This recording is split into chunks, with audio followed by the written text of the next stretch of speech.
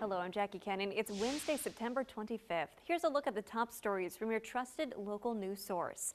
A second major data center, which is at least a $750 million investment, is planned for Southwest Cedar Rapids.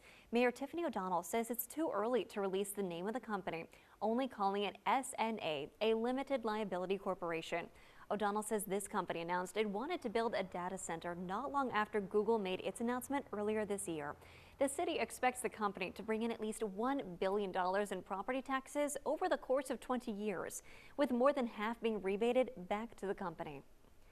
Developers have plans to build a 136-room boutique hotel on 2nd Street Southeast in Cedar Rapids. It would be built in the current parking lot just north of the Iowa African American Museum in the Nubo neighborhood. The Conlon Construction Group won Cedar Rapids Council approval last night to develop this hotel, restaurant, and bar in what's called Lot 44. Construction could begin next spring.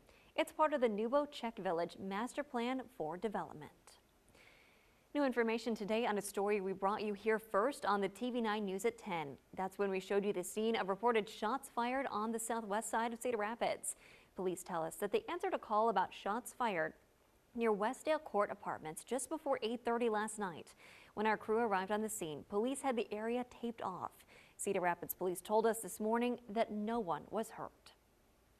Independence Fire Chief Blake Hayward says the risk for out-of-control fires spreading is very high right now due to the dry conditions in Iowa. He's urging people to be mindful of things like cigarette butts on the ground, as well as how close crops are to controlled burns. If you decide to have a controlled burn, Hayward recommends having a shovel, rake, garden hose, or a fire extinguisher nearby. High school volleyball last night on KCRG 9.2 was a matchup between 10th-ranked Solon hosting 11th-ranked Marion. It was a 3-set sweep for Marion last night. Solon took the lead in the first set, but Marion scraped the pieces back together and made it 1-0. Marion smashed another set to make it 2-0 Wolves, and it was done for Solon as they couldn't get anything done, giving Marion the clean sweep and possible shakeup in the rankings. For all the latest headlines, download the KCRG TV9 News app. You'll get breaking news alerts and can watch stories and newscasts when it's convenient for you.